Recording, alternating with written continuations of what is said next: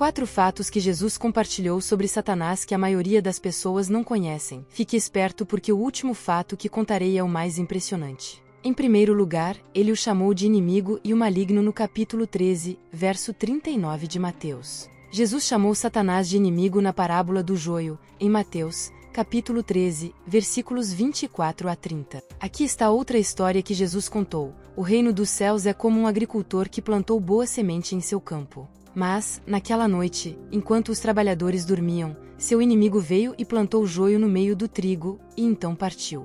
Quando a safra começou a crescer e produzir grãos, o joio também cresceu. Os trabalhadores do agricultor foram até ele e disseram: Senhor, o campo onde você plantou aquela boa semente está cheio de joio. De onde veio isso? O inimigo fez isso, exclamou o agricultor. Devemos arrancar o joio? E eles perguntaram. Não, ele respondeu, pois ao arrancar o joio, vocês podem arrancar também o trigo. Deixem os dois crescerem juntos até a colheita. Então direi aos ceifadores para separarem o joio, amarrá-lo em feixes e queimá-lo, e para colocar o trigo no celeiro. Então, saindo das multidões, Jesus foi para casa. Seus discípulos disseram: Por favor, explique-nos a história do joio no campo. Jesus respondeu: O Filho do Homem é o agricultor que planta a boa semente. O campo é o mundo, e a boa semente representa as pessoas do reino. O joio são as pessoas que pertencem ao maligno. O inimigo que plantou o joio entre o trigo é o diabo. A colheita é o fim do mundo, e os ceifadores são os anjos. Um inimigo é alguém que despreza outra pessoa e busca prejudicar, contradizer ou lutar contra ela. Assim, um inimigo de Deus se opõe à presença e aos propósitos de Deus neste mundo. A Bíblia nomeia Satanás, o diabo, como o adversário específico de Deus. Ao longo da história, Satanás tem buscado frustrar o plano de Deus, prejudicar os humanos e afastá-los de Deus. A Escritura nomeia muitos outros inimigos de Deus e de seu povo, além de Satanás. Na Bíblia, um inimigo de Deus também é chamado de adversário ou inimigo. Qualquer pessoa que desobedeça aos mandamentos do Senhor é designada como inimiga de Deus. Ao longo da Bíblia, o diabo é referido como maligno. Sabemos que somos de Deus e que o mundo inteiro está no poder do maligno. Os crentes estão em Deus, apesar de a maioria da humanidade estar no poder de Satanás. Cristo veio e ele concedeu discernimento espiritual. Sabemos que todo aquele que é nascido de Deus não vive em pecado, aquele que nasceu de Deus o protege, e o maligno não o atinge. 1 João, capítulo 2, versículo 13. Escrevo a vocês, pais, porque conhecem aquele que é desde o princípio. Escrevo a vocês, jovens, porque venceram o maligno. 1 João, capítulo 2, versículo 13. O segundo fato é que Satanás é o príncipe deste mundo. Quando Jesus estava prevendo sua morte, ele fez a declaração: agora é o julgamento deste mundo, agora será expulso o príncipe deste mundo. João, capítulo 12, versículo 31. Ele disse que o mundo estava prestes a crucificar o Senhor da vida e da glória, condenando-se a si mesmo no processo, e a punição seria passada a ele por sua terrível renúncia a Cristo. O julgamento estava prestes a ser passado sobre a humanidade culpada. O governante deste mundo é Satanás, em um sentido autêntico. Satanás foi completamente derrotado no Calvário. Ele pensava que tinha conseguido se livrar do Senhor Jesus de uma vez por todas, mas, em vez disso, o Salvador providenciou um caminho de salvação para os homens e venceu Satanás e todos os seus exércitos simultaneamente. A sentença do diabo ainda não foi cumprida, mas seu destino foi selado. Ele ainda está agindo em seus negócios malignos no mundo, mas é apenas uma questão de tempo antes de ser lançado no lago de fogo. Quando o Senhor soube que o tempo de sua traição estava chegando e que ele não teria muito mais tempo para falar com os seus, Satanás estava se aproximando, mas o Salvador sabia que o adversário não poderia encontrar nele vergonha ou pecado. Não havia nada em Cristo que respondesse às tentações malignas do diabo.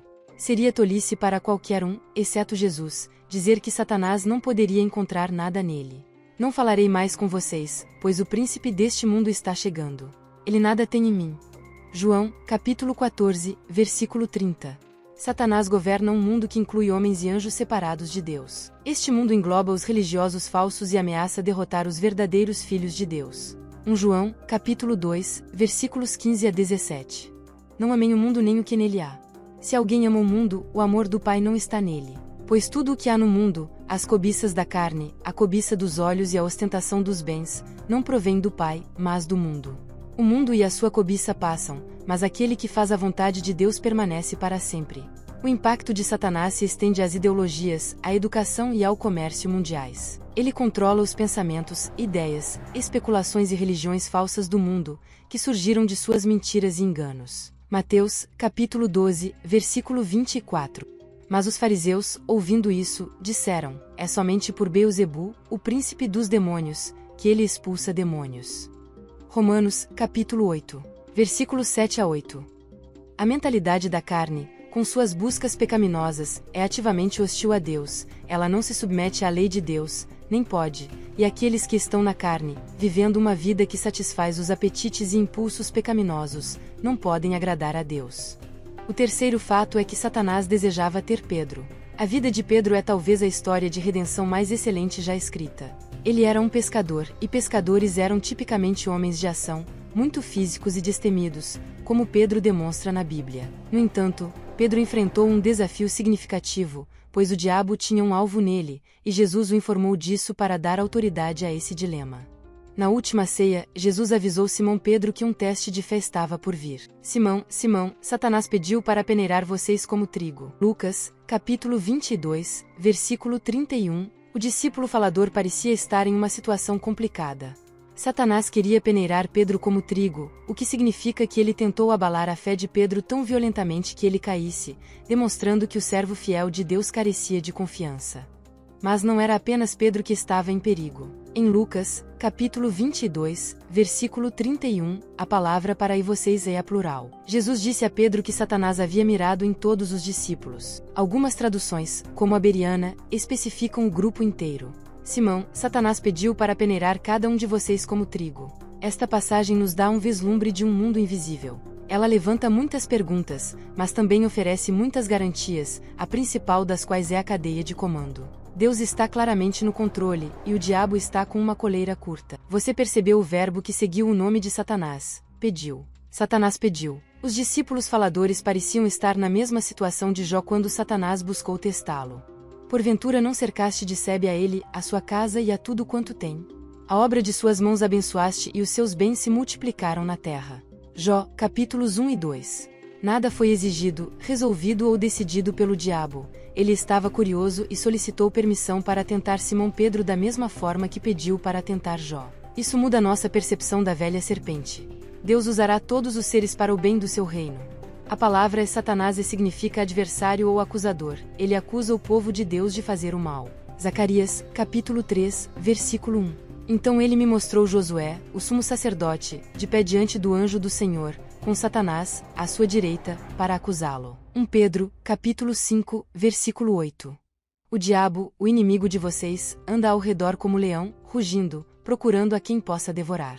Peneirar como trigo é uma metáfora que também pode significar sacudir alguém. Nos tempos bíblicos, o trigo ou grão era peneirado através de uma peneira ou peneira grande. Enquanto o grão era violentamente sacudido, a sujeira e outras impurezas que se agarravam a ele durante o processo de debulha se separavam do bom grão utilizável. O objetivo de Satanás em peneirar Pedro e os outros discípulos como trigo era esmagá-los e destruir sua fé. Na realidade, o adversário busca destruir a fé de cada crente. O ladrão vem apenas para roubar, matar e destruir. Eu vim para que tenham vida e a tenham plenamente. João, capítulo 10, versículo 10. Jesus garantiu a Pedro: eu roguei por você, Simão, para que a sua fé não falhe. E quando você se converter, fortaleça seus irmãos. Lucas, capítulo 22, versículo 32. A liderança da igreja primitiva demonstrou que a oração do Senhor por Pedro foi respondida. Jesus não fez nenhuma promessa de remover o teste iminente de Pedro, e ele orou para que sua fé não fosse abalada. Na vida cristã, os testes são esperados. Devemos passar por muitas dificuldades para entrar no reino de Deus, como disseram os missionários em Atos, capítulo 14, versículo 22. Deus usa essas experiências para moldar nosso caráter, fortalecer nossa fé e nos tornar mais semelhantes a Jesus. E sabemos que todas as coisas concorrem para o bem daqueles que amam a Deus, daqueles que são chamados segundo o seu propósito. Romanos, capítulo 8, versículo 28. Meus irmãos, considerem motivo de grande alegria o fato de passarem por diversas provações, pois vocês sabem que a prova da sua fé produz perseverança. E a perseverança deve ter ação completa, a fim de que vocês sejam maduros e íntegros, sem lhes faltar coisa alguma. Tiago, capítulo 1, versículos 2 a 4. Nisso vocês exultam, embora agora, por um pouco de tempo, devem ser entristecidos por todo tipo de provação que verifica a genuinidade da sua fé, muito mais preciosa que o ouro que perece, embora refinado pelo fogo, e que produz louvor, glória e honra quando Jesus Cristo for revelado. 1 Pedro, capítulo 1, versículos 6 a 7. Jesus está lá para nos fortalecer e interceder em nosso favor sempre que enfrentamos um teste. Posso todas as coisas naquele que me fortalece. Filipenses 4:6. É reconfortante saber que a intercessão de Cristo limitou a capacidade de Satanás de peneirar Pedro como trigo. Quando Satanás nos persegue, devemos lembrar que Jesus Cristo está sempre presente para interceder em nosso favor.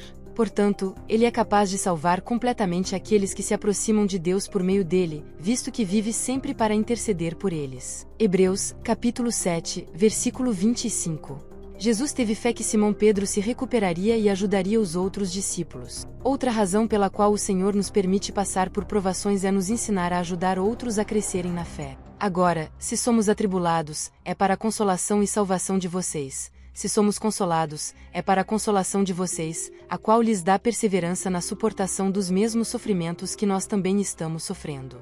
2 Coríntios, capítulo 1, versículo 6. Antes da sua negação tríplice, Pedro estava excessivamente confiante, confiando em sua força.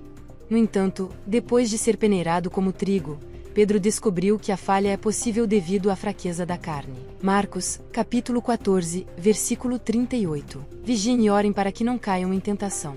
O espírito está pronto, mas a carne é fraca. Marcos, capítulo 14, versículo 38. Pedro teria compaixão e misericórdia pelos outros, agora que entendia o quão fácil é cair, enquanto também os ajudava a evitar o mesmo erro. A verdadeira fé e perseverança são reveladas através do arrependimento e da restauração, em vez de perfeição sem pecado. Levantamos e continuamos após cairmos, assim como Pedro.